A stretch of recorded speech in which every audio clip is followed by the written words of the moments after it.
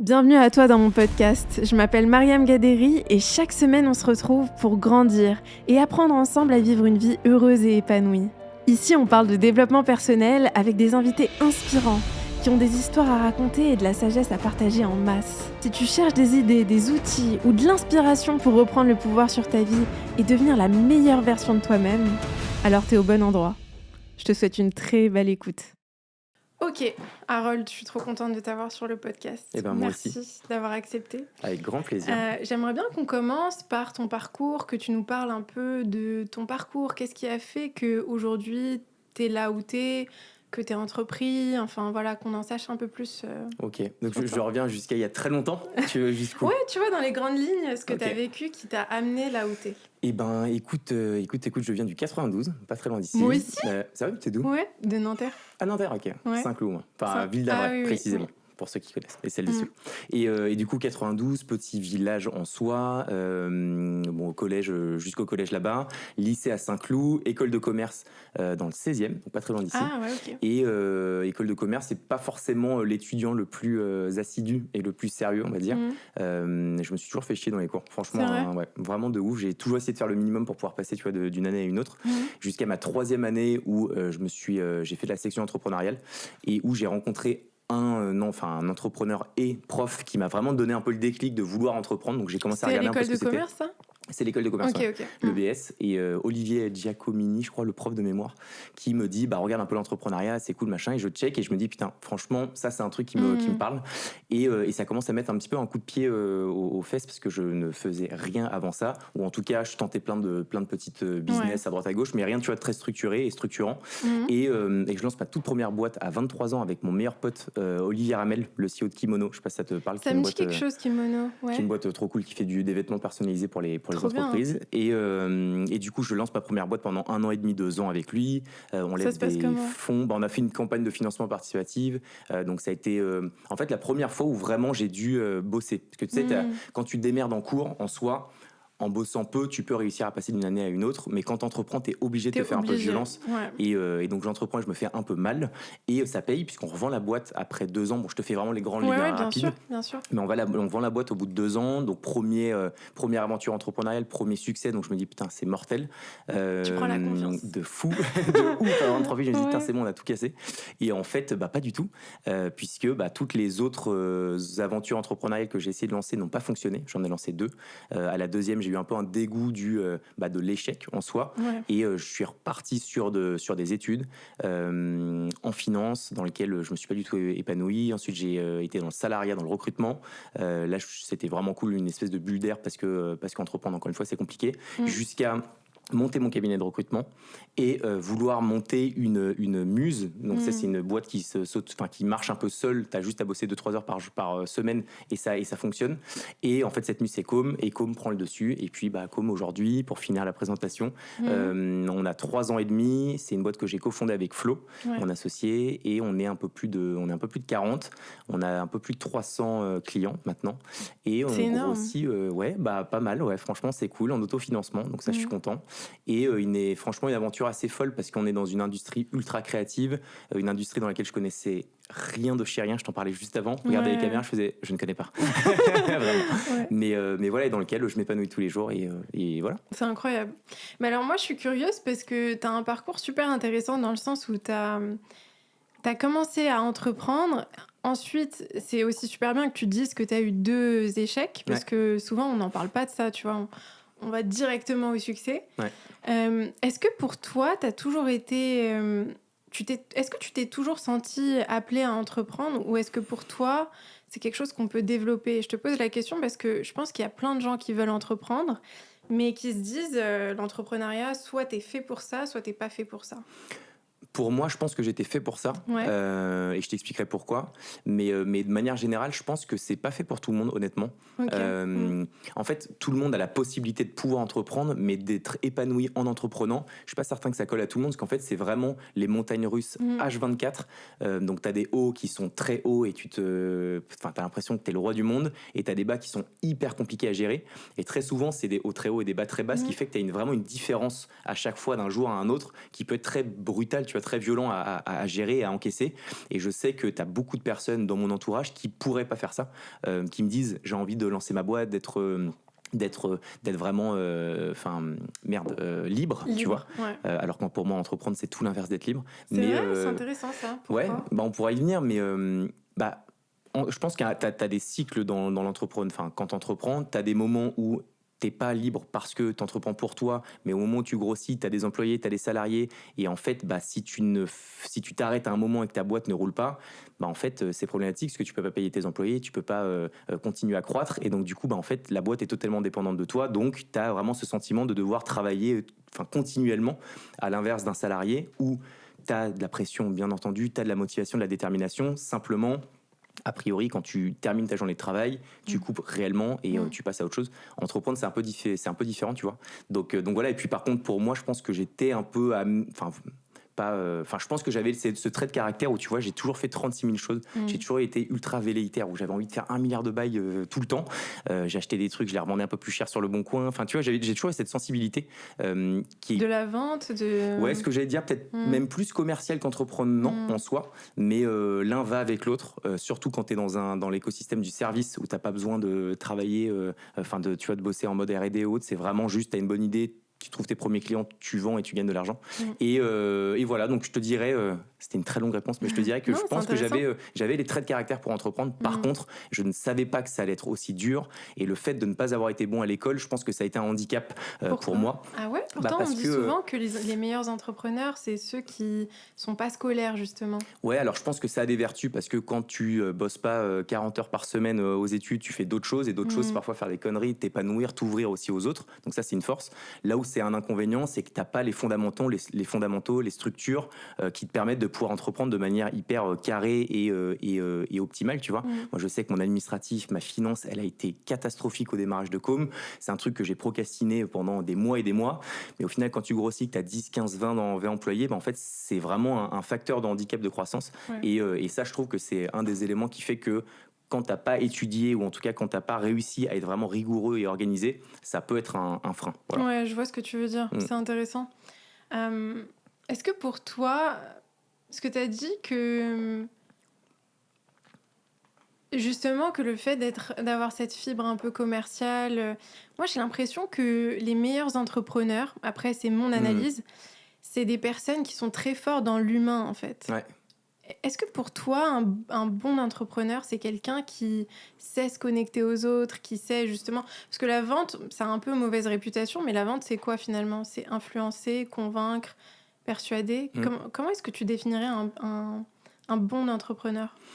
C'est même un bon vendeur. Donc pour moi, un bon entrepreneur, c'est un bon sales, un bon vendeur. Et un bon vendeur, c'est quelqu'un qui arrive à créer des relations. Parce que dans un écosystème où tout le monde vend de tout et où c'est compliqué de vendre en vrai, c'est que par les relations que tu arrives à réellement faire des ventes qui soient vraiment bonnes. Et je pense que pour être un bon entrepreneur, il faut être humain parce qu'il faut savoir embarquer tes équipes. Par contre, tu vois, moi, je m'en suis vraiment rendu compte maintenant. Là, on est 40, un peu plus de 40, et j'ai du middle management, donc des personnes qui managent des équipes. Et ça a été la chose la plus bénéfique au monde parce que moi, je suis humain, je suis très gentil avec tout le monde. Mais au final, c'est aussi un frein de croissance. Donc, je suis toujours dans un peu le négatif, mais c'est juste que j'aime bien aussi... contrebalancer un peu tout ce qui se dit où l'entrepreneuriat c'est toujours magnifique, tout beau, tout rose. Il y a aussi des réalités, et typiquement le management c'en est une. C'est que moi j'ai toujours été pas trop bon, trop con, mais toujours trop gentil. Ce qui fait que tu vois, j'ai la culture de Com, c'est tout le monde est a une autonomie pleine. Tout le monde, je pense, est extrêmement bien épanoui, mais j'ai un peu infantilisé la boîte parce que justement j'ai toujours été trop gentil. Tout ça pour te dire que un bon entrepreneur doit être humain, doit savoir embarquer les gens, mais je pense pas qu'un bon entrepreneur est forcément un bon manager. Je trouve qu'il y a une nuance entre le management et le relationnel, tu vois. Ouais, je vois ce que tu veux dire. Ouais, c'est vrai que c'est quelque chose qu'on entend beaucoup de la part des entrepreneurs, le fait que on ait parfois du mal à mettre certaines limites ou à, tu vois, faire la différence entre ta relation pro, ta relation avec la personne, enfin...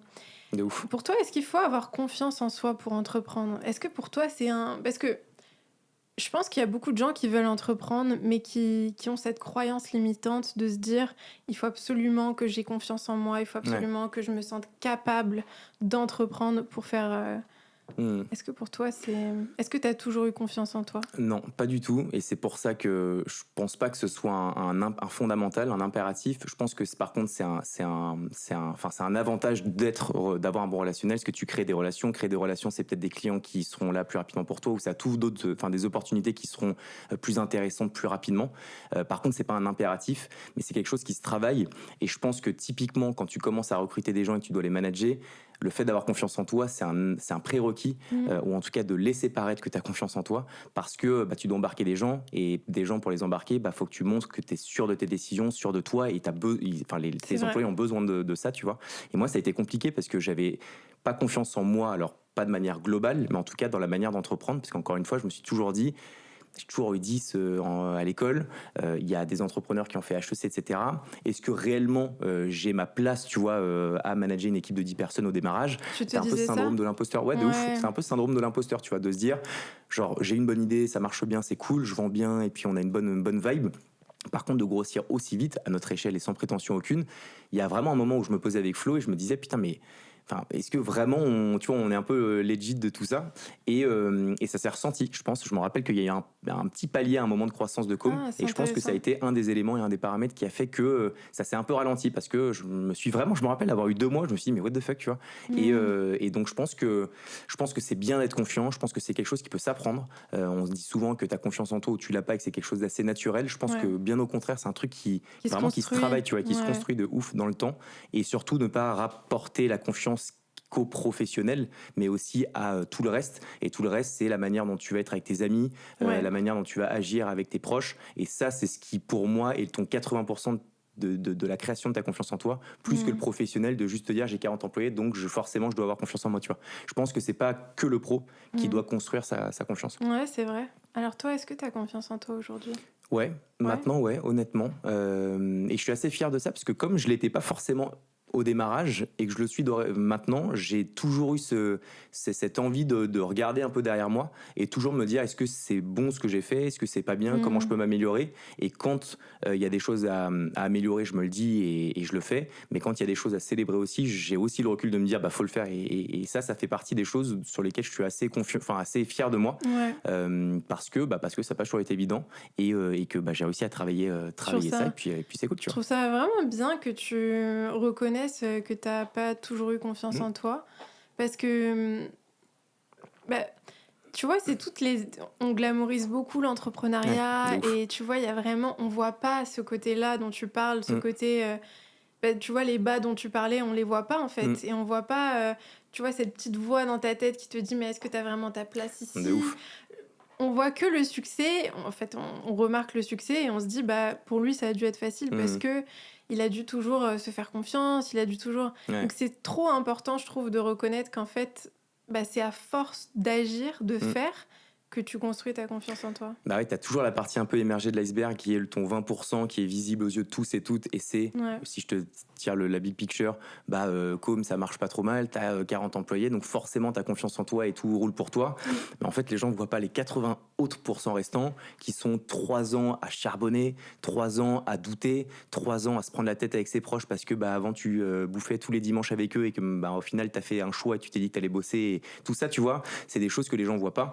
Et je trouve que c'est très compliqué. J'ai toujours eu du mal à encaisser un peu la critique négative, parce que je suis une personne qui est fondamentalement gentille, et que j'en ai toujours un peu chié pour arriver là où j'en suis, et puis encore une fois sans prétention, et que dès que j'avais des retours en mode genre ah non mais il a eu trop de chance, ou putain il vient d'une famille qui a un peu d'argent, etc., ça m'a toujours, tu vois, frustré de me dire c'est putain injuste mais en fait, ouais, parce que de tu ouf. t'es battu Exactement. mais je vois trop ce que tu Tu veux vois, dire. c'est un En truc fait, qui est trop chiant. mais ça c'est un truc dont on parle pas assez, je trouve. Ouais. Tu vois, on est beaucoup dans la reconnaissance des gens qui créent, on dit les self-made, tu vois, les personnes qui sont self-made et qui se font un peu toutes seules et qui construisent leur vie, qui construisent des grandes choses, tu vois. Mais très souvent, on va beaucoup plus reconnaître des personnes qui ont jamais eu d'aide, qui ont jamais eu de... En fait, dès que tu as eu des petits avantages... c'est comme si ça discréditait De fou. totalement tout le travail que tu as, alors qu'en fait, Je suis grave d'accord avec toi. Et tu vois, quand t'entends, enfin, pas la grande majorité, mais beaucoup d'entrepreneurs, c'est je viens de la rue, ou j'ai eu ci, ou j'ai perdu telle ou telle personne. Alors, c'est très certainement vrai. bien sûr. Et l'entrepreneuriat, c'est aussi du storytelling et ça fait partie du jeu. Et moi, je travaille aussi ça. Mais je suis hyper fier, tu vois, de mettre en avant tout un peu tous les contre-exemples. Typiquement, j'aurais dû commencer par un point le plus important quand tu m'as dit de te présenter. Et c'est souvent ce que je dis d'ailleurs, c'est que je dis que je viens d'une famille, la plus belle famille du monde entier, mais vraiment bienveillante, aimante de ouf. Et ça, c'est très certainement un espèce de hack de démarrage que d'autres n'auraient pas. Ouais. Et ça a souvent été d'ailleurs, encore une fois, un des sujets sur lesquels certaines personnes me disaient ouais, mais c'est tellement facile, tes parents ils t'ont toujours aidé, etc. Alors que d'ailleurs c'est pas vrai, mais bref, tout ça pour te dire que il faut mettre en avant les choses qui sont peut-être des avantages, mais il faut les assumer pleinement et se dire que c'en est une force, et puis ne pas en avoir honte, tu vois. De pas en trouve. avoir honte, et ouais, c'est vrai. Mais tu vois, c'est intéressant parce que on peut toujours voir une histoire sous différents angles, et on peut toujours se dire, par exemple, quelqu'un justement qui vient d'une famille où on l'a pas aidé, bah, cette personne, elle pourrait très bien utiliser ça en se disant, bah moi on m'a pas aidé, donc je peux pas. Ou bien elle peut utiliser ça aussi en se disant, bah moi on m'a pas aidé, donc j'ai été forcée de trouver des solutions tout seul. Et en fait, bah je trouve que dans tous les cas, on peut toujours, tu vois, toi, on peut voir ton histoire et se dire, bah lui, on l'a aidé, mais on pourrait très bien se dire aussi, bah ça a été peut-être entre guillemets, je suis sûre que ça n'a pas été facile, mais il a eu des avantages, donc il aurait très bien pu se reposer là-dessus. Et moi, je trouve que justement, c'est super intéressant de voir que si tu as eu des avantages, tu as quand même été chercher ce que tu voulais par toi-même, tu vois. Et alors que tu n'étais pas obligé, en fait, encore moins que quelqu'un qui aurait pu. Tu vois ce que je veux dire? Absolument, non, je vois très bien. C'est juste, tu peux te conforter de ce que tu as, et au final, pas du tout. Tu vois, mon père, il a été. Moi, j'ai aucune personne qui a été entrepreneur dans ma famille, à part mon grand-père. C'est vrai, qui a ton une grand-père, il société était entrepreneur? et qui a explosé, enfin, le game de ouf. Ouais. Mais l'entrepreneuriat à l'ancienne, de ouf, mais un respect de dingue pour mon grand-père. Tu tiens peut-être ça de lui. Peut-être. Mais tu vois, mon père, c'est un carriériste, il est dans une grosse boîte du CAC 40 depuis 40 ans. Mes parents m'ont jamais vraiment poussé même à entreprendre, parce que tes parents et tes proches, c'est souvent les personnes qui te recommandent le La moins sécurité. de prendre des risques, tu vois. Donc en fait, pour moi, je trouve que les pires conseils, c'est ceux de tes proches, en vrai de vrai, parce qu'ils vont toujours te dire non, prends ton CDI, t'as ton salaire, t'es bien, tu pourras acheter ton...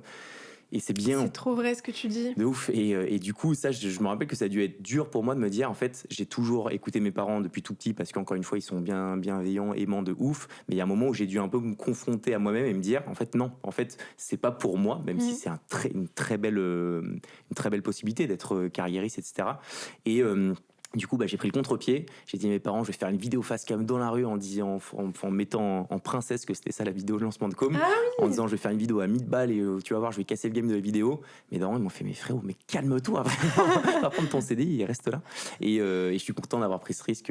Et puis encore une fois, un succès, et je mets des guillemets à succès, parce que ça peut paraître très prétentieux, et en vrai, c'est une crotte donnée par rapport à ce que je veux faire plus tard. Mais derrière chaque micro-succès, t'as 1 milliard d'échecs, et c'est ces échecs qui construisent tes réussites, et c'est ces échecs qui donnent de la saveur aussi à chacune des réussites que tu as. Et vraiment, moi, j'ai une espèce un slogan de vie que je me dis toujours, c'est que chaque jour est une mini-vie, et du coup, j'essaie à chaque fois de checker un peu et de me dire, fin de journée, si je suis vraiment cliché, il y a des jours où je suis de mauvaise humeur, où je gueule, où je pète des plombs comme tout le monde, mais j'essaie de manière générale de me dire à chaque fois, putain, on a quand même un petit peu de chance, on avance, c'est cool, on est en bonne santé, et voilà, savourer un peu, tu vois, chaque ça, c'est chaque trop important. jour. Et sans que ce soit du storytelling bullshit, parce qu'on l'entend tellement, c'est vraiment un truc que j'ai depuis toujours. Et je pense qu'il drive un peu ma déterre et ma motive mais quotidienne. t'as l'air, je te sens hyper reconnaissant. Je te sens dans la gratitude, en fait. Ça se sent, tu vois, c'est ouf. Je trouve ça super bien comme énergie de se dire, je suis reconnaissant pour ce que j'ai et je veux en faire quelque chose d'encore mieux. Et justement, moi, je me dis toujours que quand tu donnes le meilleur de toi-même et que tu essayes tous les jours de donner le meilleur de toi-même, ça montre que t'apprécies tellement ce que t'as que tu veux en faire quelque chose d'encore mieux chaque jour, tu vois. De fou. C'est exactement ça. Et du coup, je me demande pour toi, est-ce qu'il faut être passionné par quelque chose pour entreprendre?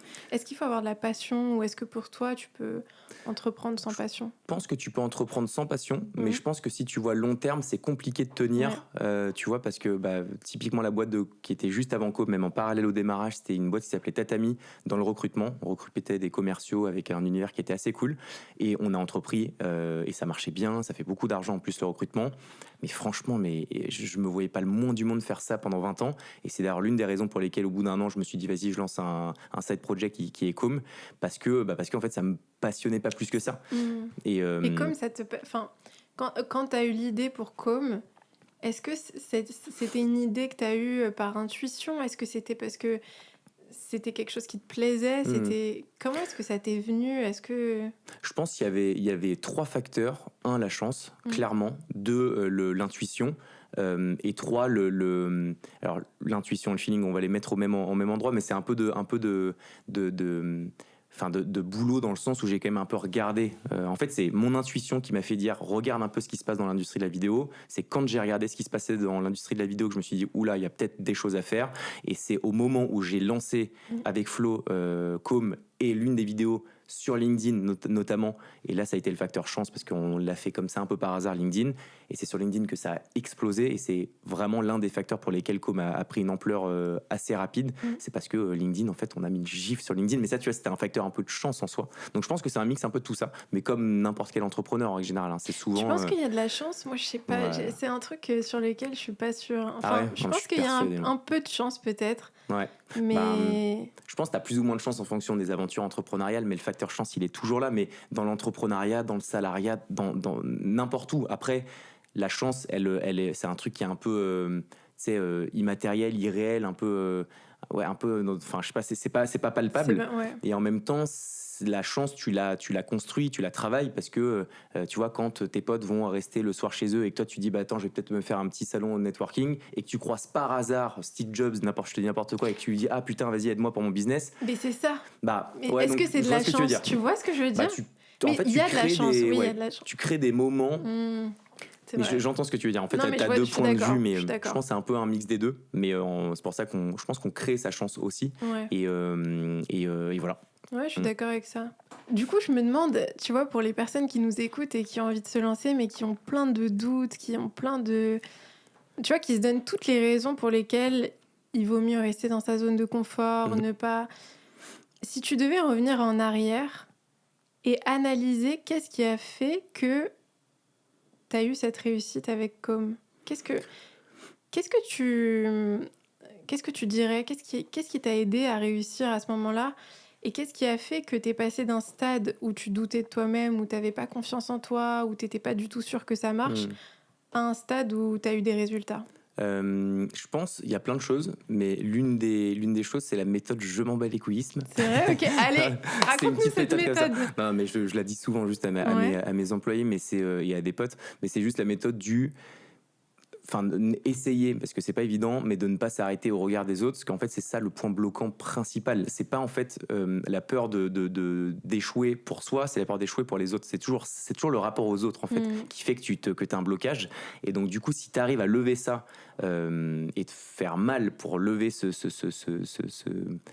point bloquant, je pense que c'est ça qui débloque pas mal d'autres choses après, parce que une fois que tu t'en fous de ce qu'on dit de toi, tu tentes, tu t'échoues, tu prends confiance parce qu'il y a un moment où tu y arriveras un petit peu mieux. Et en fait, c'est comme ça que ta spirale vertueuse se crée. Donc vraiment, je dirais au moins à un moment, d'essayer de se dire je ne prends pas en compte ce qu'on me dira à droite et à gauche, je coupe mon tel, je coupe mes réseaux, même si j'ai besoin des réseaux peut-être pour pouvoir communiquer sur ce que je lance, mais vraiment de me dire j'essaie de me focus uniquement sur ce que je ressens moi et ce que j'ai envie de faire moi, et d'essayer de ne pas capter ce que disent les autres. Je pense que c'est un bon moyen de pouvoir essayer de se lancer. Alors c'est très très idéaliste et utopiste comme vision, parce que ça paraît évident. Je sais que c'est dur, mais franchement moi ça a été ça. Je me rappelle faire une vidéo face cam dans la rue machin, je savais que tous mes potes allaient me chambrer, allaient me dire, enfin mes potes, et pas de manière malveillante, tu vois, mais en mode putain frérot c'est quoi ton truc machin.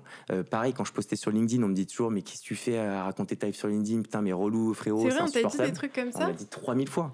Mais ce qui est marrant, c'est qu'un mois après on me disait putain frérot tu peux me donner 2-3 conseils? T'as vu? Et C'est 6 mois après on toujours m'a dit comme ça. frérot je peux venir sur ton podcast s'il te plaît. Enfin, Ouais. donc Mais comment tu fais à ce moment-là? Moi, c'est ça qui qui m'intéresse beaucoup, c'est justement le moment où tu as toutes ces personnes qui te disent, qui te font des petits commentaires rabaissants ou qui t'envoient des pics ou qui te disent mais pourquoi tu fais ça? Pourquoi tu te casses la tête? Tu pourrais faire autre chose. Comment à ce moment-là, est-ce que tu arrives à te détacher de ce que le monde extérieur te dit? Oh, franchement, je pense pas avoir Ouais. la recette miracle, mais c'est vraiment juste d'un peu d'encaisser, enfin, simplement de se dire que Tu tu prends pas continues ça en même compte. Ouais, si... tu continues quoi qu'il arrive, tu vois. Et si tu es assez sûr de toi, si tu penses avoir la bonne idée, si tu sais que tu as vraiment envie d'entreprendre et de te lancer, je pense que c'est une raison suffisamment valable pour te dire pendant un moment je stoppe. Et puis tu vois, je me dis souvent, c'est comme dans le métro, si tu te casses la gueule devant 40 personnes dans le métro, tout le monde va te regarder, peut-être sourire un peu, mais exactement 4 secondes après, la personne, elle a repris sa vie, elle en a rien à foutre de toi, elle va C'est tout vrai. oublier. Et quand tu reprends un peu de recul et tu te dis, bon bah je pose, j'ai peut-être un commentaire ou un mec qui va me dire un truc, 20 secondes après, il sera dans sa vie. Donc je sais pas, moi ça m'a suffi pour me dire fuck it, tu vois, genre juste Mm. je le fais et puis let's go. Et puis avec mes potes, on a toujours été drivé par un film qui s'appelle Yes Man, que tu connais peut-être déjà, Ah avec ouais, Jim grave. Carrey. Ouais, C'est ouais, où il est tu dis trop un peu bien. oui à la vie et puis genre tu tentes plein de choses, et ça nous a apporté tellement de choses à l'ancienne en étant étudiant ou quand on a commencé à entreprendre, que cette méthode vraiment de je dis oui, c'est encore une fois une métaphore, mais je dis oui à tout, peu importe ce qu'on me dit, ce que les gens pensent, je le fais parce que je sais que ça créera du bon. Mhm. Bah, on a toujours été un peu éduqué à ça, on s'est éduqué à ça, et ça a du bon. Donc je pense que ça m'a aidé plus facilement à lever tu vois, le blocage du regard des gens Ouais, ouais, quand ouais. j'ai lancé Com. Aujourd'hui, est-ce que tu te sens détaché du regard des gens? Non, franchement, non. Je trouve ça super génial que tu dises non, parce que Ouais. je trouve que c'est honnête. Ouais, non, bah, c'est honnête de ouf. Et puis le but, je pense, c'est apporter un max de valeur transparente, tu vois. Mais Ouais, autant au début, j'ai essayé de m'en foutre et j'ai réussi. ouais. Et autant là, ça recommence en fait, je pense que l'échelle est différente. Mm. Com est quand même assez visible. Alors, dans notre Ouais. industrie, on est vraiment en B2B Ouais. sur LinkedIn. Donc, c'est un microcosme. Mais c'est un microcosme qui, quand même, enfin, sur lequel on a quand même pas mal de visibilité. Ce qui fait que quand tu es exposé, bah, peu importe ce que tu fais en bien ou en moins bien, bah il y a des personnes qui vont pouvoir te critiquer ou dire des choses sur toi. J'ai la chance moi d'avoir franchement depuis le début de Com, j'ai jamais eu de bad buzz, j'ai jamais eu de dinguerie parce que je pense qu'on est vraiment tous et toutes bienveillantes et que c'est cool. Là, il m'est arrivé récemment 2-3 petites folies parce que je Ouais. suis parti à Dubaï, alors je fais une émission sur l'environnement, etc.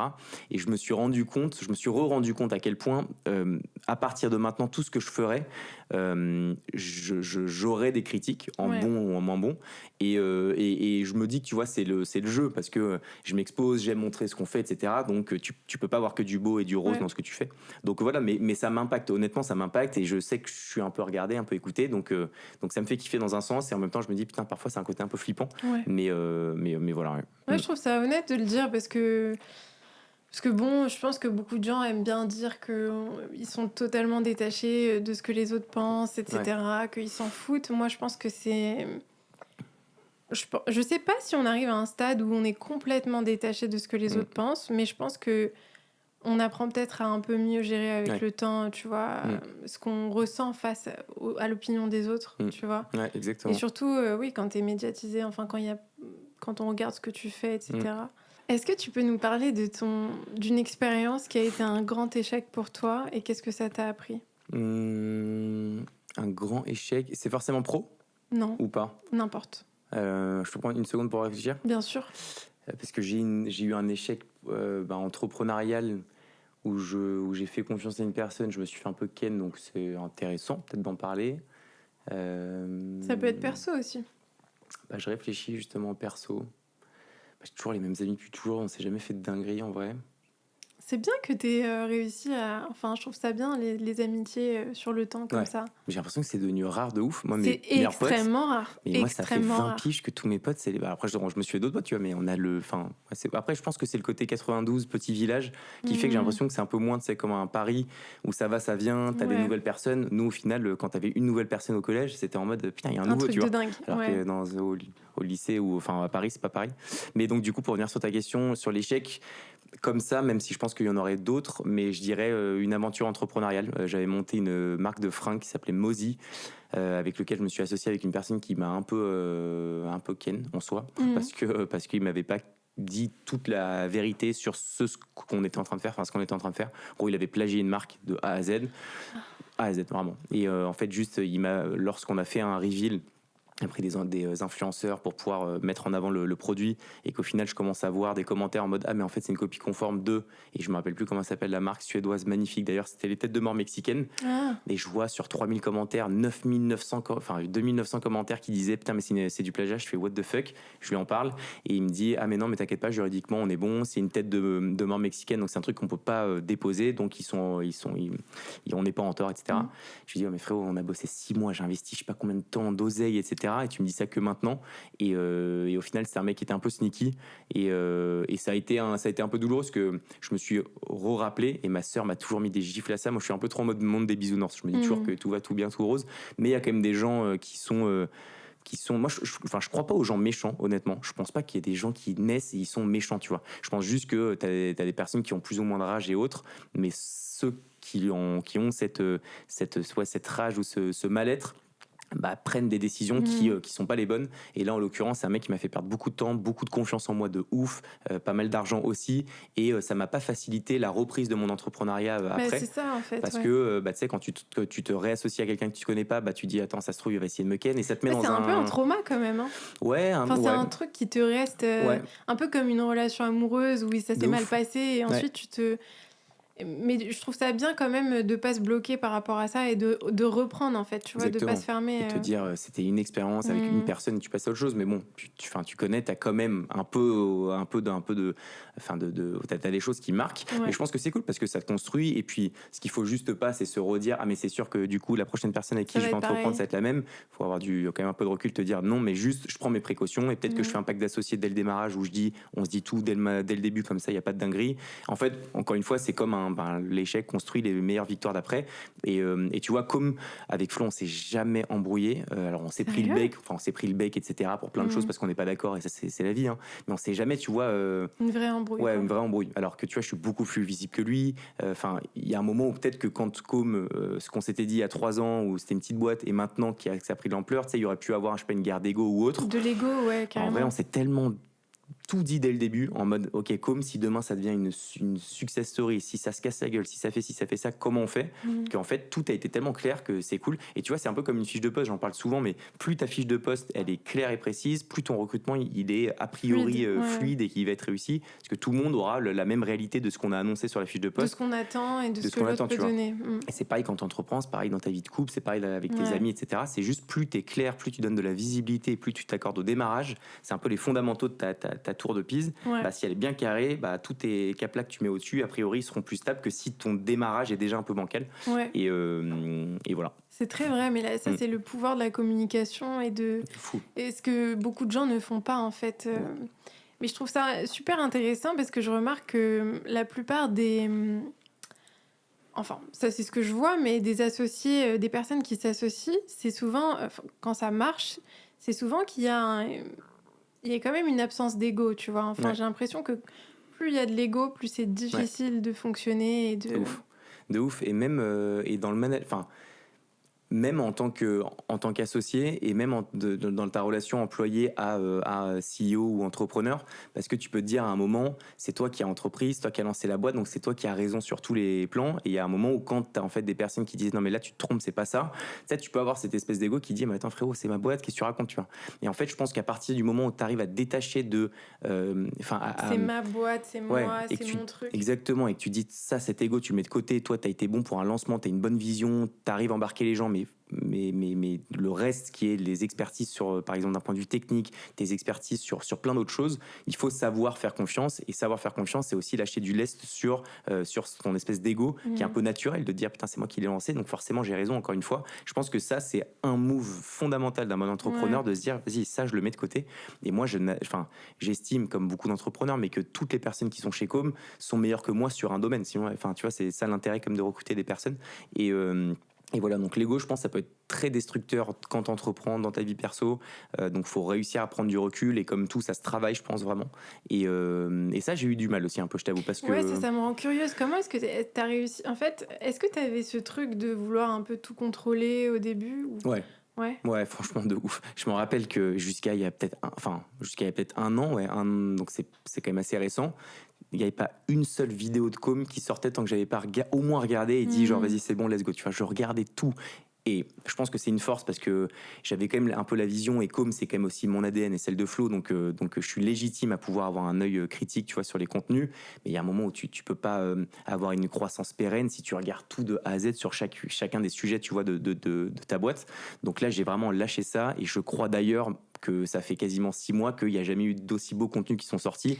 C'est dingue, Très tu certainement, parce que vois. justement, moi, j'avais peut-être une espèce de croyance limitante sur plein de choses, et en fait, faut faire confiance aux gens. Et pour faire confiance aux gens, il faut leur donner le cadre pour qu'ils Ouais. puissent opérer au mieux. Et pour qu'ils puissent avoir un bon cadre, être le plus autonome possible, il faut être extrêmement dur dans les recrutements. Il faut être Enfin, moi, le maître mot de Com, c'est l'excellence. Tu vois, il n'y a jamais eu autant de personnes qui sont parties chez Com depuis ces 4 derniers mois. Ça a été la période la plus compliquée depuis C'est le vrai. lancement de Com, parce qu'on s'est repositionné, on est passé de boîte de prod à agence, on est passé d'un panier moyen à 5 000 euros à quasiment 50 000, donc on a fait x10.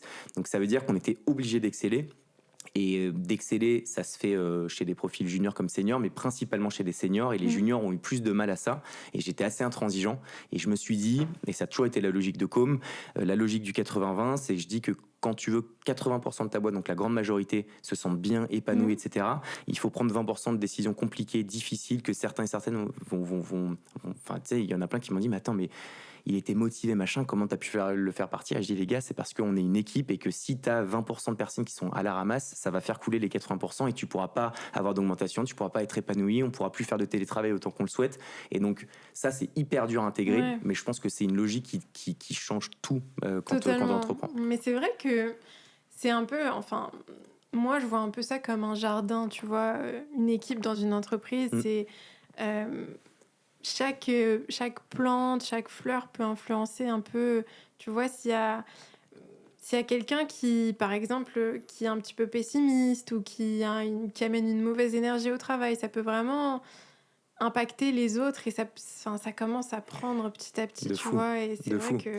Et ça c'est un truc de ouf. Enfin, tu vois, on a eu un recrutement là, en plus d'un profil assez senior, qui collait vraiment pas, qui avait une culture un petit peu trop, je pense, à l'ancienne des agences, et on s'est vraiment rendu compte que, bah, en fait, rapidement, ça gangrénise un peu tout le monde, parce que tu as une autre personne qui se sent pas bien parce que c'est son N-1, et c'est N-1 va manager une autre personne ou parler avec une autre, et lui répandre un peu tu vois, cette mauvaise vibe, ce qui fait que rapidement, en fait, ça peut proliférer un peu partout dans ta boîte. Exactement. Et c'est d'autant plus la raison pour laquelle ces 20%, quand tu les identifies, il faut tout de suite pivoter, être agile pour pouvoir faire quelque chose pour que ces 80%, encore une fois, fonctionnent au mieux. Et tu vois, un dernier truc, mais qui pour moi a été compliqué à intégrer, mais qui a fait la différence là pour Com, parce qu'on s'est jamais aussi bien porté. La culture, elle est exceptionnelle. Bon, depuis le day one, franchement, la culture, ça a toujours été incroyable chez Com, mais là, la croissance, elle est vraiment folle.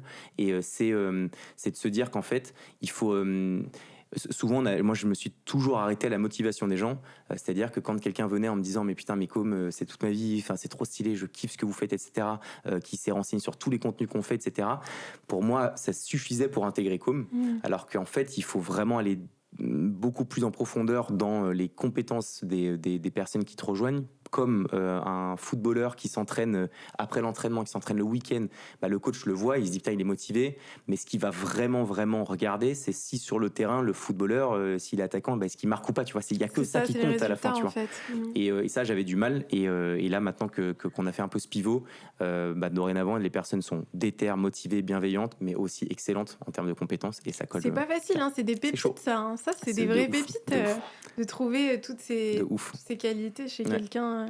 Il y a quelque chose qui me rend curieuse. Je sais que ton père, il était athlète. Ouais. Je me demande comment est-ce que ça a impacté ton parcours, comment est-ce que ça a impacté la personne que t'es devenue. Est-ce que ça a eu un impact sur toi, le fait que ton père... Ouais, de ouf, ouais, de ouf. Mon père, il était donc champion olympique d'escrime, donc ce qui est quand même un truc de ouf. Et ouais, ça a impacté un peu la personne que je suis, parce que t'as ton daron. Mon père, il fait 1m93, il est beau gosse sa mère, il est costaud de ouf encore maintenant. Et donc du coup, c'est toujours été un peu l'espèce de mal alpha modèle, où je le regardais avec des grands yeux depuis toujours, et je le regarde encore comme ça, et où je me suis toujours dit putain, faut que je sois un peu comme ça, tu vois. C'est un peu ton dream de gosse que tu fais toujours avec ton daron, qui je pense s'atténue un peu avec le temps, et qui moi au final a perduré, parce que quand justement j'avais 14, 15, 16 ans, plus je me dis que j'avais les moyens de pouvoir commencer à bosser, commencer à faire prendre soin de moi, et ben plus je me dis qu'il fallait que je sois comme mon daron. Et j'ai eu, je pense que ça a un peu participé au fait que que j'ai eu un rapport à l'échec qui a toujours été un peu compliqué et que j'ai encore vraiment maintenant, tu vois, je pense que c'est un truc qui est intégré en moi. J'ai du mal avec les personnes qui se plaignent souvent, genre c'est un truc vraiment, même mes potes me disent c'est insupportable, c'est que tu vois les gens qui se plaignent en disant putain vas-y il fait moche, ça me fait chier, bah, ça me rend ouf en fait, C'est super intéressant. j'arrive pas à Même pour tolérer des petits ça. trucs comme ça. Ouais, j'arrive pas à tolérer ça et je sais que c'est trop. Hein. C'est en fait, c'est quand il y a trop d'un truc, ça change la nature. Tu sais, mon père me disait toujours que c'est la mesure qui change la nature. C'est un peu de quelque chose, c'est pas grave, mais quand il y en a trop, ça change la nature. Et là, tu vois, que ce soit bienveillant de dire aux gens genre te plains pas, la vie est belle, c'est bien, mais vu que je le dis trop souvent, bah, à un moment où ça devient casse-couille, En fait, ça ça change te la nature, tu déclenche, vois. ça t'irrite. Qu'est-ce que Ça ça te m'irrite fait? de ouf. Bah, Ouais. quand quelqu'un alors je te dis pas que si quelqu'un dit il pleut, je fais t'es sérieux mec, je vais te. Enfin, Non, tu mais vois. bien sûr, Mais bien sûr. Mais Mais quelqu'un si tu qui me dit sens, genre ouais je suis pas bien dans ma vie, j'arrive pas à travailler, j'arrive pas en fait, quelqu'un à... qui se victimise. Ouais voilà, ça c'est un truc qui m'a toujours tendu et ça a toujours été compliqué hein, parce que chacun est là où il est, etc. Et je me suis toujours dit, je sais pas, tu peux toujours aller plus loin, tu peux toujours te faire mal pour atteindre un peu tes objectifs et je pense que c'est cool parce que ça crée une déterre qui fait que tu peux aller assez loin, mais en même temps c'est assez anxiogène pour les gens je pense. Et pour toi, et est-ce pour que moi, ouais, pour moi aussi, je pense. Pour moi aussi, je pense parce qu'il faut savoir aussi relâcher, tu vois, un peu parfois. Et du coup, c'était un peu compliqué. Mais pour revenir sur mon père, je pense que ça a été c'est une personne qui m'a motivé à devenir la meilleure version de moi-même et qui en même temps m'a un peu stressé parce que je me disais, je peux pas j'ai pas le droit à l'échec, tu vois. Je ne peux pas ne pas être aussi bon que mon père. Et je pense que c'est un truc qui doit correctement se manipuler pour que ce soit vraiment quelque chose de bénéfique plutôt que quelque chose d'anxiogène et je pense que j'ai réussi à prendre heureusement le bon versant mais je sais que pas très loin de moi ça pouvait pencher sur le côté où j'aurais pu vite je sais pas me sentir un peu comme une merde parce que j'étais pas comme mon père, tu vois. Voilà. C'est super intéressant, mais surtout, c'est trop bien que tu en sois conscient, je trouve. Et que tu sois conscient que tu peux le manipuler dans le bon côté du truc pour que ce soit pas... Je pense que c'est avec l'âge. Enfin, là, je suis pas le daron, j'ai 30 piges, tu vois, mais c'est avec l'âge, les enfants. Non, mais tu vois, non, mais tu mûris et t'as chaque Bien étape. sûr. Et 30 ans, je dis pas que je suis un yeuve, mais juste entre 25 et 30, tu changes pour moi de manière totalement drastique. Et ça fait depuis peu que je me suis rendu compte de ça. Et voilà, ça a du bon de vieillir aussi un peu parfois. Bah oui, grave, totalement. T'as quel âge, Mariam? Moi, j'ai 27 ans. 27. Bientôt 30. Ouais, ça va, 3 3 ans. ans. Mais une jeune. ouais, encore un petit peu. Ouais. Mais ouais, c'est trop intéressant parce que tu sais, je me dis souvent que... Alors ça, c'est ma théorie, mais je pense que j'ai raison, très honnêtement. C'est fait, on va te le dire direct. Mais je pense qu'en fait... parce que j'analyse beaucoup les gens qui entreprennent. Pour moi, c'est très fascinant. Que ce soit l'entrepreneuriat ou le sport de haut niveau, ou peu importe les gens qui poursuivent quelque chose, mais jusqu'au bout dans l'excellence, tu vois. Ça me fascine beaucoup, tu vois. Et j'ai l'impression que c'est souvent des personnes qui ont besoin de prouver quelque chose, qui ont besoin de se prouver quelque chose à elles-mêmes et de prouver quelque chose aux autres, tu vois. Et j'ai l'impression que... Et c'est pour ça que je me dis, tu vois, les gens t'ont dit oui, t'as eu de la chance, t'as ta famille, comme ça, etc. Mais du coup, toi aussi, t'as eu une pression dans un sens indirectement d'accomplir certaines choses, tu vois. Et je me dis que, en fait, si tu grandis dans une famille où tout est lisse, tout est... C'est génial, tant mieux, tu vois. Mais est-ce que tu vas avoir ce drive d'aller chercher, d'aller prouver quelque chose, tu vois ce que je veux dire? En fait, je pense que c'est moins une question d'environnement qu'une question d'éducation. Parce qu'en fait, tu peux avoir un environnement dans lequel je te dis, c'est horrible, mais je sais pas, t'es pauvre, mais par contre, tu vas avoir une éducation où tes parents vont te dire tu peux faire mieux, tu peux réussir, tu peux avoir la déterre, etc. À l'inverse, tu peux être dans un contexte où t'es blindé de ouf, tes parents te disent rien, voilà, ils te motivent à rien, tu restes sur tes acquis. Ou à l'inverse, être dans une famille qui est un peu aisée, mais dans lesquelles tes darons te disent bah t'as pas d'argent de poche, tu te démerdes, t'essayes de réussir à être comme nous. C'est vrai. Et moi, ça a été ça. Mes parents, ils ont eu de l'argent, mais ils m'ont toujours dit tu te démerdes de A à Z. Ils t'ont inculqué des valeurs. De ouf. Et ça, c'est de toute façon, je pense que on est des gens biologiques, etc. Mais on est aussi le résultat de l'éducation de nos parents. Parce qu'une personne de n'importe quel endroit dans le monde qui est éduquée, qui est dans une famille éduquée de la même manière, alors il y aura des personnes qui vont être plus ou moins différentes, mais tu auras quand même tu vas être formaté grâce à cette éducation. Et je pense que les parents ont un rôle mais majeur à avoir, à inculquer ça aux enfants, d'essayer de se débrouiller, d'essayer de se démerder, d'essayer de leur faire comprendre les choses plutôt que de les engueuler. Là, j'ai mes meilleurs potes qui ont eu leur gosse, donc je suis à fond dedans et j'essaie d'analyser comment ils font, etc. D'ailleurs, je suis parrain, je suis trop content. C'est trop bien. Mais tu vois, et du coup, bref, je pense que c'est moins, encore une fois, une question de cadre plus que d'éducation qui fera que tu auras cette niaque. Vraiment. Je pense qu'elle est amplifiée si tu as peu de choses, parce que tu dis, c'est un peu genre, j'ai pas le choix, tu vois. Mais en même temps, si encore une fois tes parents depuis toujours t'ont éduqué à te dire tu te démerdes et t'as la déterre, bah peu importe si t'as de l'argent ou pas, tu vas y aller, quoi. Ouais, c'est vrai. Je suis d'accord avec toi, totalement. Est-ce que tu peux nous raconter une anecdote ou une histoire plutôt de quelqu'un qui t'a vraiment impacté dans ta vie, et avec du recul, tu pourrais même dire que ta vie aurait peut-être pris une tournure différente si cette personne n'avait pas eu cet impact? Bah, je sais pas si je me rappelle même plus si on se le disait quand c'est enregistré, mais j'ai tous mes meilleurs potes, c'est mes meilleurs potes depuis un peu toujours. Ça fait plus de 20 piges qu'on se connaît, et chacun ont leur particularité et ont été un peu la pierre à l'édifice de mon évolution, tu vois. Mes parents de ouf. Franchement, je dirais peut-être ma mère, même si j'aime ma mère de la même manière que mon père. Mais ma mère, c'est ma meilleure pote. Je prends encore des apéros avec elle. On se bourre la gueule, on rigole. Enfin, c'est ma mère, c'est ma meilleure pote, vraiment. Et donc, du coup, je dirais ma mère parce que en plus, c'est le moment un peu comme ça, un peu cute de ta vidéo. Mais, mais ouais, non, mais franchement, ma mère, elle m'a toujours dans la bienveillance, toujours le smile. Tu la vois, vraiment, tu croises cette femme dans la rue, tu la connais pas, t'as envie de sourire parce qu'elle a toujours le smile, elle est toujours en mode de bonne humeur. Tu tiens ça d'elle alors, je pense. Ouais, je pense de ouf. Ouais. Et ma mère, ouais, c'est un truc de ouf. Ma mère, c'est un truc de ouf. Franchement, j'ai emménagé juste à côté de chez mes darons parce que j'étais à Paris et j'avais ce manque, tu vois. Et ouais, ma mère, je pense, c'est mon driver. Franchement, de ouf. C'est trop beau. Ouais. C'est trop beau, ça. Franchement, de ouf. Ouais. Franchement, ça fait plaisir et ça se sent quand tu parles d'elle. On sent ton amour. Ouais. Ok, alors une autre question que j'ai pour toi, c'est... Est-ce que tu peux me dire l'impact que tu aimerais avoir sur les autres? Si tu devais définir cet impact, qu'est-ce que tu... En fait, moi, je suis toujours intéressée par ça parce que je regarde tout... En fait, pour moi, la vie, je la réfléchis de la manière suivante. Je me dis, le temps passe vite.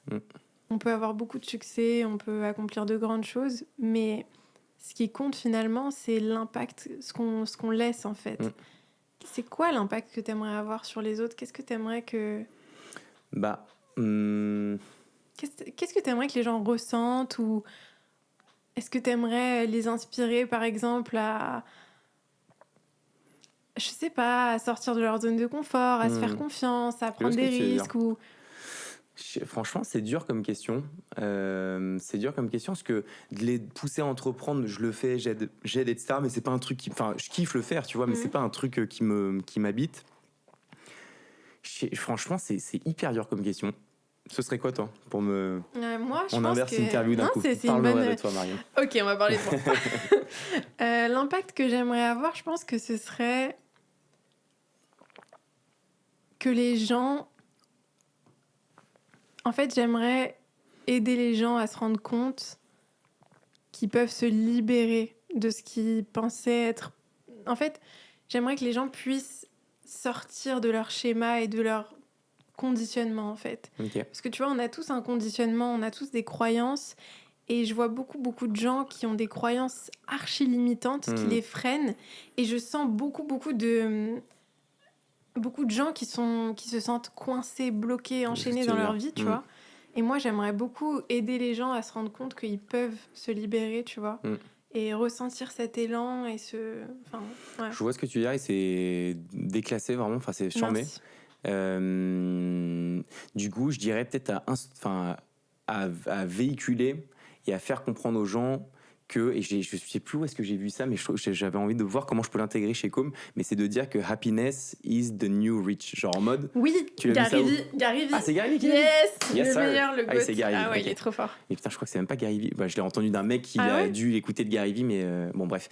Et je trouve que c'est déclassé en mode essayer de juste inculquer aux gens que toutes les croyances un peu capitalistes de se dire que réussir et être heureux, c'est forcément avoir de l'oseille, c'est forcément être célèbre, etc. C'est un goal, c'est très bien, mais que ce ne soit plus que ça. Et je trouve que de véhiculer un truc qui est totalement différent, c'est de se dire en fait, je suis genre j'ai qu'une expression en anglais, mais genre broke as fuck, genre j'ai pas d'oseille et tout, mais regarde comment j'ai le smile et j'ai la banane, je suis avec ma mif, et que ça, ce soit un truc T'es riche chébrant de ouf. émotionnellement, mentalement. Et Enfin, tu sais que ce soit un truc que tu mettes sur les réseaux, genre tu sais que sur TikTok, ce soit le truc qui prolifère plutôt que de montrer ta Ouais. Lamborghini, etc., qui est plutôt le cas. Tu sais, t'imagines de vraiment se dire, en fait, t'es chébrant chez les jeunes si tu montres que t'es broke de ouf, mais par contre que t'es déter. Mais ça me parle grave. Tu vois Ça ce que je veux me dire? parle de ouf. Et ça serait lourd. Et alors après, idéalement, c'est que t'es riche, t'es célèbre Oui. et t'es heureux de fou. C'est ce qu'on C'est se pas antinomique, souhaite. tu vois, Oui, de bien ouf. sûr. Mais je suis voilà. d'accord avec ça, en fait. Tu sais, Mm. parce que... Je sais plus, d'ailleurs, je crois que j'ai lu aussi quelque chose là-dessus et qui disait que ce serait génial qu'on arrive à un stade où on valorise beaucoup plus justement ce bien-être intérieur, tu vois, cet apaisement, cette paix intérieure, cette joie de vivre et tout, plutôt que l'aspect extérieur de toujours courir derrière des objets, du matériel, même si c'est génial, en fait, tu vois. Après, moi, je différencie les deux, tu vois. Il y a le matériel, il y a l'accumulation de richesses que tu peux avoir, et puis il y a aussi entre guillemets, le jeu de la réussite, du succès, qui est un jeu. Moi, je le vois comme un jeu, et qu'on doit pas assimiler à notre valeur, en fait, tu vois. Ouais. Mais d'ailleurs, je suis curieuse par rapport à ça. Est-ce que ça t'est arrivé de te rendre compte que t'assimilais ta valeur à tes accomplissements pro?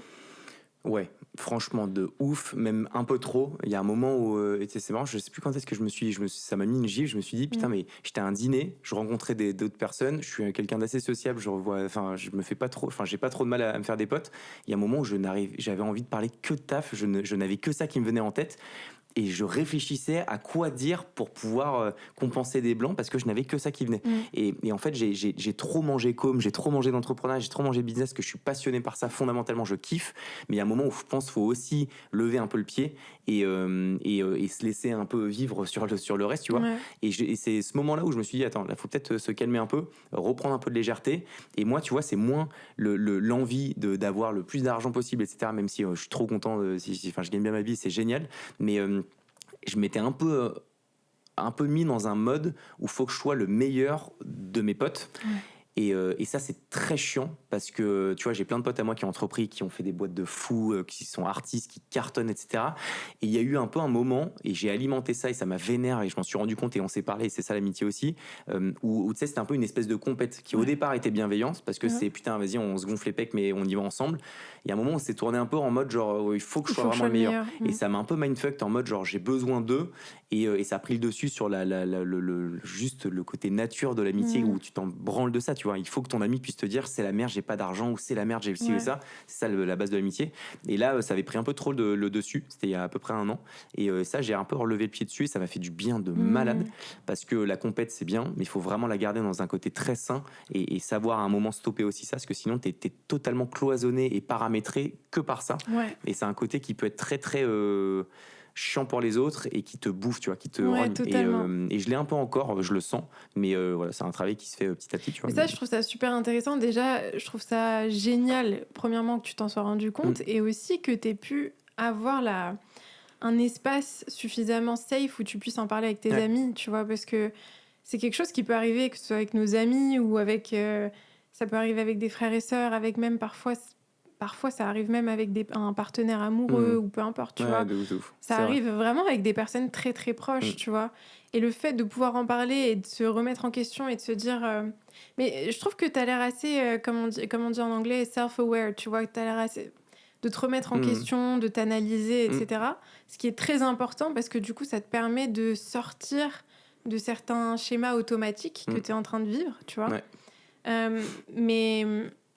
pour tout ce qui est compétitif, enfin, tout ce qui est compétition, se sentir dans la compétition avec les autres, j'ai l'impression que c'est quelque chose... En fait, je me demande, est-ce que tu penses qu'on peut réussir sans avoir ça ? Bah, je pense que tout ce qu'on fait, c'est pour aussi le regard des autres. Parce qu'en vrai de vrai, tu peux être blindé avec ta Lamborghini où tu veux. Si personne la regarde, la voit, je ne vois pas quel est l'intérêt, tu vois. Donc je pense que c'est forcément en lien. Mais encore une fois, c'est la mesure qui change la nature. C'est juste, il faut qu'il y en ait un peu pour que ce soit motivant. Mais si on a trop, bah, ça change la nature. Où, au départ, la nature, c'était de te motiver, d'avoir la déter. Bah, là, en fait, ça te rend dans une nature où ça va être quelque chose de pas bienveillant. Exactement. Faut que je domine. Et vraiment, cette phrase, je te jure, quand pour moi, quand tu l'analyses et que tu comprends vraiment la mesure change la nature, je trouve ça ouf parce que tu peux l'appliquer pour plein de choses. En fait, tout est une question de quantité. Je te donne un autre exemple de merde, mais tu mets un peu de sel, c'est pas grave, t'en mets trop, c'est mauvais. Tu prends un peu de jus d'orange, c'est génial, c'est bon pour toi, tu prends que ça ou t'en prends trop, c'est pas bon. Et en fait, toute ta vie doit être régulée par ça, c'est de se dire quel est le bon niveau, la bonne quantité pour que ce soit quelque chose de positif et que ça tourne pas dans un côté négatif. Et voilà. Je suis d'accord avec toi. Ouais. Très, très vrai. C'est vrai. Ok, maintenant j'ai quelques questions pour la fin que j'aime bien poser. C'est des questions un peu plus, je vais pas dire philosophiques, mais un peu plus profondes, on va dire. Est-ce que en ce moment tu traverses une difficulté que tu as du mal à régler ou que pour laquelle t'as pas encore trouvé de... Ça peut être dans ta vie pro, perso. Ouais. J'ai du mal. C'est marrant parce que je suis construit. J'ai l'impression mais je suis Gémeaux. Et Nana, ma DA chez Com, qu'on appelle Nana, elle tire les cartes du tarot, elle croit vachement ça. Elle me dit les Gémeaux, vous êtes 1000 personnalités. Mais il y a un truc c'est que je parle, je communique tout le temps, je dis plein de choses, j'adore échanger, etc. Et en même temps, je suis un peu une petite pierre où, émotionnellement parlant, quand j'ai des cicatrices, le meilleur moyen, en tout cas naturel que j'ai d'essayer de traiter ces problématiques, c'est de ne pas en parler. C'est de fermer ça à double tour, et moins t'en parles, mieux tu te portes. Et je sais que ça crée je pense, des douleurs qui au final me formatent aussi, et je sais pas, construisent un peu ma personne. Et tu vois, typiquement, j'ai toujours été très impulsif, c'est-à-dire que j'ai toujours tout donné, de l'amour, de la gentillesse, mais par contre, quand je partais un peu en couille, je peux vite partir en couille un peu vénère. Bon, ça, c'était à l'ancienne. Et ça, je pense que c'est dû à des cicatrices que je mets encore une fois en moi et dont je ne parle pas. Et ça, c'est un truc qu'il faut que j'arrive à travailler, tu vois, de ouf. Plein de fois, on m'a dit, parce que on a tous vécu un truc un peu relou avec mes meilleurs potes il y a un moment, et du coup on m'a toujours dit voilà, parle-en, etc., puisque c'est un truc qui te ferait du bien et autres. Et j'ai toujours eu du mal à ça, et j'ai toujours vécu le fait de parler des problèmes à je sais pas, des psys ou des trucs comme le moment au-dessus, comme une faiblesse, honnêtement. C'est horrible, mais non mais c'est pas horrible, mais c'est con parce qu'en fait c'est tout l'inverse, tu vois. Mais je sais pas, c'est ça, je pense que c'est mon père qui m'inculquait ça, et c'est pas bien. Il m'a toujours dit genre on se fait seul, on est des bonhommes, etc. C'est ridicule en soi, je trouve. Mais c'est surtout que le fait d'en parler, ça rend la chose réelle. Et c'est ça le plus dur, tu vois. Ce que tu dis. Et donc voilà, donc je me suis toujours un peu formaté, paramétré comme ça. Je pense qu'il y a beaucoup surtout d'hommes qui se reconnaîtront là-dedans, parce que j'ai l'impression que c'est beaucoup plus difficile pour un homme, peut-être que je me trompe, mais une femme, enfin, c'est pas non plus facile, hein, mais je trouve qu'on est plus encouragé à parler, à être vulnérable, à exprimer nos émotions. C'est limite bien vu, tu vois, c'est attendu d'une femme, alors que j'ai l'impression que chez les hommes, c'est beaucoup plus... c'est vraiment mal vu, limite, d'exprimer ce que tu ressens, de pleurer, alors que c'est tellement important de le faire, mais c'est quand même bien que t'en sois conscient et que tu travailles là-dessus. De ouf. Parce que... Mais surtout d'avoir des personnes, peut-être parfois même une personne neutre, avec qui pouvoir parler de ça, c'est important, tu vois. De ouf, non, c'est clair. Mais c'est vrai, t'as raison. Dans l'inconscient collectif, le mec ne peut pas pleurer, ne peut pas avoir de faiblesse, alors que c'est ridicule. Y a pas de... Enfin, on est tous pareils, tu vois, donc ouais, c'est vrai, c'est clair. Ouais, c'est quelque chose que je vois beaucoup, en tout cas. Est-ce que s'il y avait un jour, depuis le début de l'année, s'il y avait un jour que tu changerais, lequel ce serait et pourquoi ? Genre, c'est un moment où tu dis, putain, ça, j'aurais aimé le faire différemment, parce que je sais que ça aura un impact... Ouais, ça aurait un impact peut-être différent sur moi, ou sur quelqu'un d'ailleurs, sur quelqu'un d'autre, tu vois. Moi, je pense que... Ouais, mais en fait, je sais pas, parce que... Ok. Au début de l'année, j'ai commencé à sortir avec un garçon, avec un homme. Soyons... Avec un garçon. Et en fait, mon intuition, j'avais ce truc en moi qui me disait... Il n'y va pas, genre. Non, genre... c'est pas bon pour toi, en fait. Tu vas pas être... Enfin, il faut que t'arrêtes le plus vite possible, tu vois. Et en fait, c'est trop bizarre, parce que mon intuition, elle me disait ça, mais mon mental me disait « Non, mais Mariam...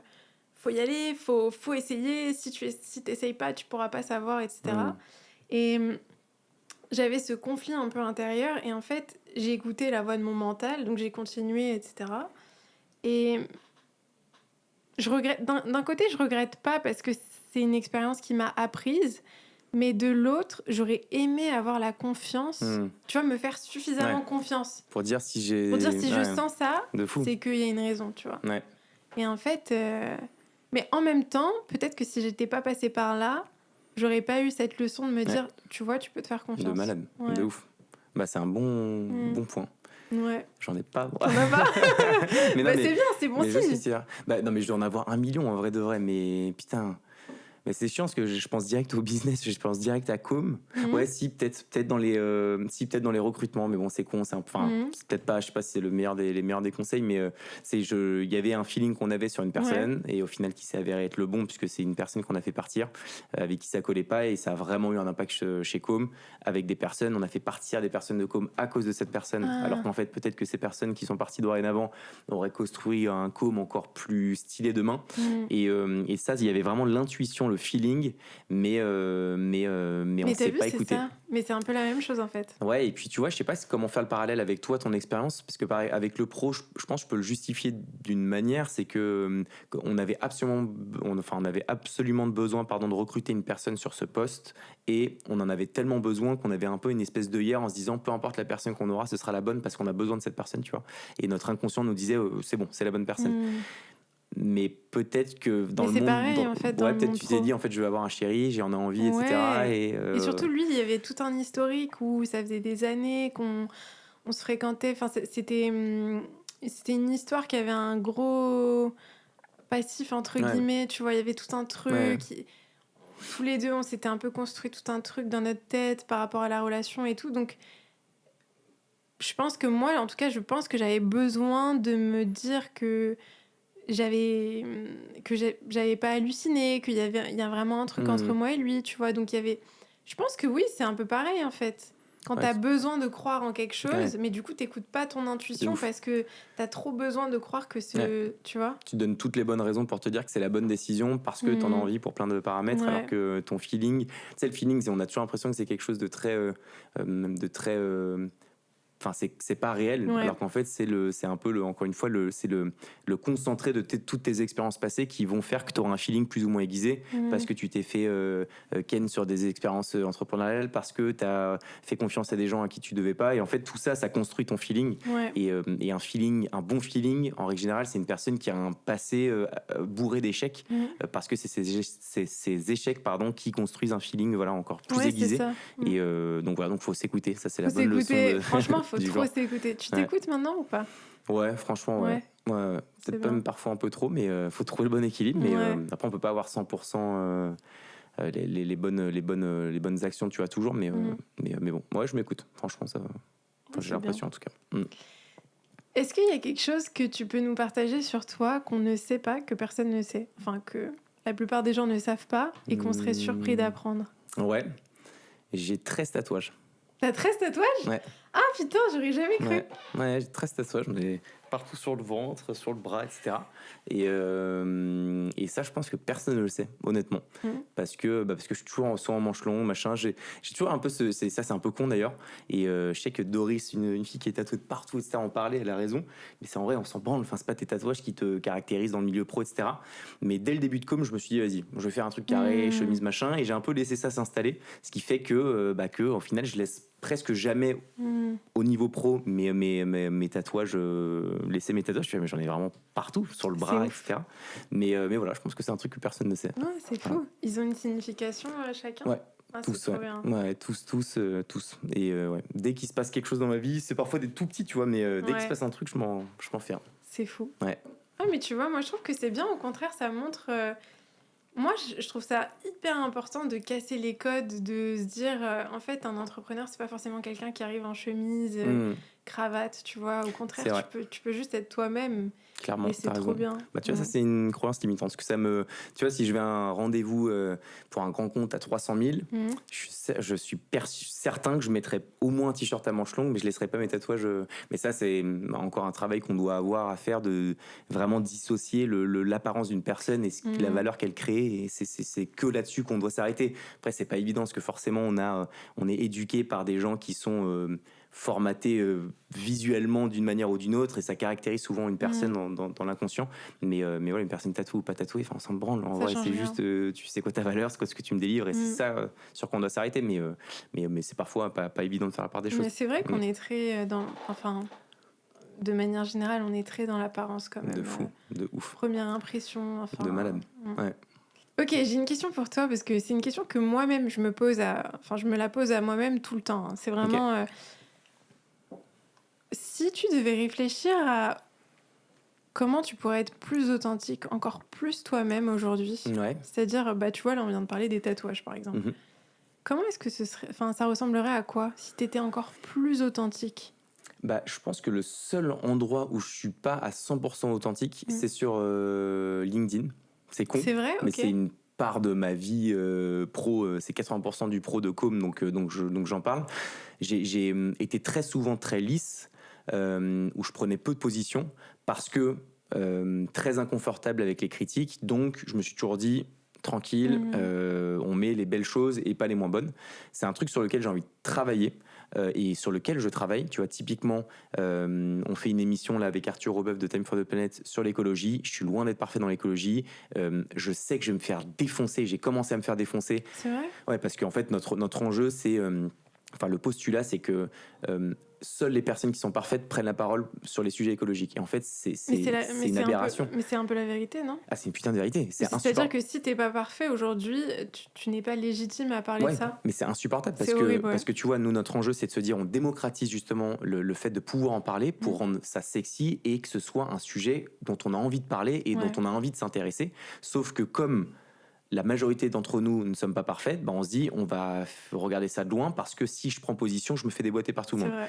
Et tu vois, on a reçu des influenceurs, des youtubeurs avec des millions d'abonnés sur notre émission. Donc c'est un late show, c'est trop beau, franchement, je te montrerai, c'est trop Grave. stylé. Et on a reçu vraiment, tu vois, Juliette Katz, qui a je sais pas combien de millions d'abonnés, qui vient et qui nous dit, en fait, ce qu'on on lui a dit, mais tu as des millions d'abonnés, il suffirait que tu fasses des stories, des posts en disant, bah, intéressez-vous à ça, changez un petit peu vos modes de conso et tu aurais un impact de fou. Mais elle nous dit, oui, mais le problème, c'est que dès que j'en parle, je me fais déboîter. Et donc, nous, notre enjeu à notre échelle, et c'est microscopique, c'est de se dire, vas-y, viens, on libère cette putain de parole pour que les gens puissent en parler tranquille. Moi, je suis allé à Dubaï, je consomme, etc. Mais je fais un peu plus gaffe, je suis passé à l'électrique, je mange moins de viande, etc. Donc, en fait, je suis pas parfait, mais j'ai envie de pouvoir en parler, j'ai envie de dire que j'ai envie de commencer à changer un peu. Je Et suis ça, tu d'accord. vois, ça, c'est un truc qui, pour moi, est un vrai travail d'authenticité parce que c'est un truc que j'ai envie depuis toujours, sur lequel je me suis bloqué parce que je me suis dit je vais me faire défoncer. Et là j'ai eu un peu un ras-le-bol. Arthur m'a dit vas-y mais frérot, viens, on s'en bat les couilles de ça, let's go, on lance l'émission et puis arrête de te focus sur le regard des gens. Et ça c'est un truc que je fais et je suis hyper fier de moi. Donc ça fait partie Ça, de c'est la très réponse à tes bien. questions. Ouais. C'est je suis plus authentique avec juste des actions que je fais que je n'aurais pas fait avant. Pour moi, c'est ça l'authenticité. C'est comment est-ce que tu vas faire des choses que tu n'aurais pas fait par souci du regard des autres. Ouais. Totalement. Et voilà. Je suis d'accord avec toi et c'est vrai que ça, c'est un vrai sujet de prendre la parole sur des sujets qui sont clivants ou des sujets où tu sais que tu vas avoir une certaine réaction de la part du public et je pense que c'est super important au contraire et qu'on rendrait service potentiellement aux autres parce que quand tu t'autorises, tu te donnes la permission de t'exprimer, de prendre la parole sur des sujets et de te montrer imparfait aussi, ça donne la permission aux autres aussi de le faire et de se rendre compte qu'ils peuvent avoir un impact. Ouais. Même s'ils sont pas parfaits, ils peuvent quand même avoir un impact. Exactement. Et alors, surtout qu'il y a une urgence climatique, enfin on va peut-être pas parler de ça, mais il y a une urgence climatique, c'est sûr. Mais le problème, c'est que même s'il faut aller vite, c'est le million de gouttes qui va faire la différence et c'est le un peu de tout le monde qui va permettre aussi de pouvoir faire bouger les choses. Et donc, il faut absolument démocratiser ça, il faut absolument libérer la parole et que, encore une fois, personne n'est parfait. Il y a des gens plus ou moins parfaits. Moi, je le suis pas du tout. Encore une fois, je suis allé à Dubaï, donc j'ai consommé comme never, etc. Mais pour autant, je fais attention aussi sur d'autres plans. Et j'ai envie d'être à l'aise avec le fait de pouvoir en parler. Et là, je trouve qu'il y a une espèce de radicalisation de l'écologie qui fait un peu flipper, où les gens, en fait, t'as pas le droit de te planter. C'est soit t'es parfait, soit tu ne peux pas en parler. Et je trouve ça horrible parce que... soit t'es parfait, soit t'es nul et tu... Ouais. Et ça, c'est très français aussi, cette vision manichéenne de se dire c'est soit blanc, soit noir, c'est jamais nuancé. C'est vrai. C'est insupportable, je C'est trouve. très vrai. Pas que dans l'écologie, mais dans tout. Et c'est chiant, il faut laisser place à la nuance, de se dire ça, c'est pas bien, mais t'as un peu fait mieux. Enfin, bref, nuancer les choses, on pourrait en parler des heures, mais je suis voilà. d'accord. Justement, est-ce que t'as une opinion ou une croyance avec laquelle la plupart des gens seraient en désaccord et que tu penses qu'il serait nécessaire de partager le côté victimisation, c'est horrible, mais il y en a plein. Mais ne dis pas que c'est horrible. Moi, je trouve que je comprends ce que tu veux dire. Je dirais ça. Je dirais honnêtement que franchement, j'ai trop de mal avec les gens qui se plaignent. Je te jure, vraiment, c'est un truc de ouf. Encore une fois, on peut être pas bien ficelé un jour, être malheureux, être triste. Moi, je suis le premier à passer par là, mais vraiment de manière trop longue, tu vois, sur des journées, des semaines, des années. Pour moi, on est vraiment dans une époque où tout le monde peut... en fait, on choisit d'être là où on est, honnêtement. Donc on choisit d'être pauvre, on choisit d'être triste parce qu'on a tous les moyens de ne plus l'être. C'est plus ou moins difficile, mais on a les ressources maintenant pour pouvoir pallier à n'importe quelle problématique. Et ça me vénère du coup les gens qui trop longtemps se plaignent d'une situation et ne font pas ce qu'il faut pour que ça change. Et je pense que beaucoup diront ouais, mais c'est facile pour certains, machin. C'est vrai. Après, malheureusement ou heureusement pour certains, la vie, c'est la loterie. Et je pense que soit tu as la logique de te dire c'est la loterie, c'est comme ça et je fais ce qu'il faut pour changer, soit tu dis ah bah ouais mais non parce que moi je viens de quelque... Enfin, soit tu te justifies de par la loterie de la vie de te dire bah je suis là où je suis donc j'ai pas eu de chance et c'est comme ça. En fait pour moi on n'a pas le droit à ça, la vie est trop courte, t'as plein de personnes qui aimeraient aujourd'hui pouvoir avoir la possibilité d'évoluer etc et qui sont plus là, donc ça m'énerve. Mais ça fait partie aussi de mes cicatrices d'avant où tu sais d'où ça vient.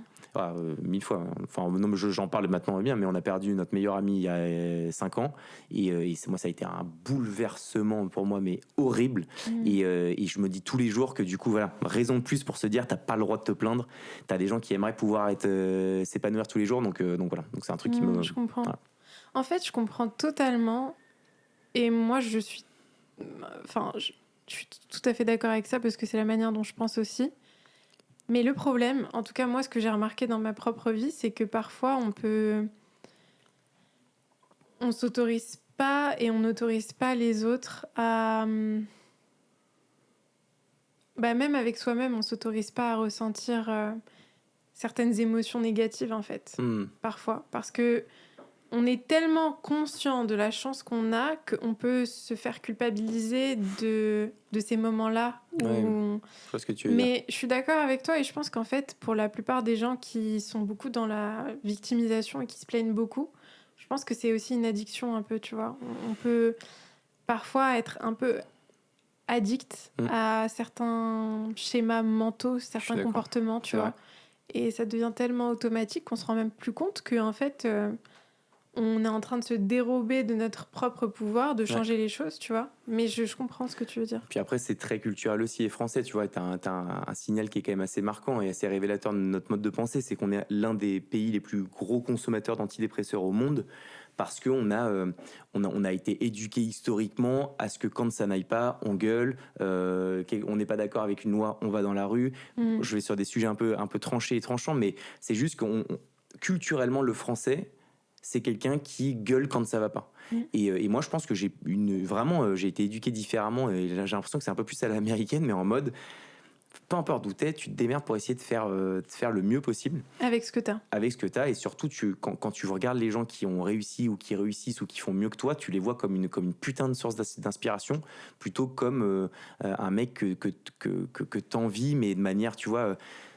la raison de tes problèmes ou de fou. Lui il a réussi mais donc moi moi j'ai la chance d'avoir une belle voiture, les toutes les personnes qui me sont arrêtées, qui m'ont dit putain bravo machin, qu'est-ce que tu fais dans la vie, ça a jamais été des Français, c'est ouf hein. Tu vois. Et dès que je croise et que je suis un feu rouge et que parfois on me regarde mal parce que j'ai 30 piges, j'ai une belle voiture et c'est pas. ouf, ouais, et c'est culturel. Ça, mais bon. franchement, je trouve ça tellement triste et tellement dommage. De ouf. Et j'espère que ça va changer, tu vois, parce que en vérité, au contraire, ça doit être super inspirant, tu vois. Tu vois quelqu'un à 30 ans qui a une belle voiture, bah tu te dis, bah si lui il y est arrivé, bah pourquoi pas moi, tu vois. De ouf. Mais bon, ça c'est culturel, de fou. Mais bon, ça va peut-être changer aussi, ça va peut-être évoluer un peu. Ouais. On espère. Ouais. Bah écoute, trop bien. C'était mes dernières questions. Où est-ce qu'on peut te trouver sur les réseaux sociaux pour ceux qui veulent te suivre et suivre tes aventures? Eh ben écoute, sur LinkedIn, Harold Gardas, sur Instagram et sur YouTube. C'est très dur YouTube. Je m'y suis mis depuis peu. C'est hyper dur de performer. Mais on lance un nouveau format en plus. Ouais, un peu. Mais il faut que j'en fasse plus, je crois.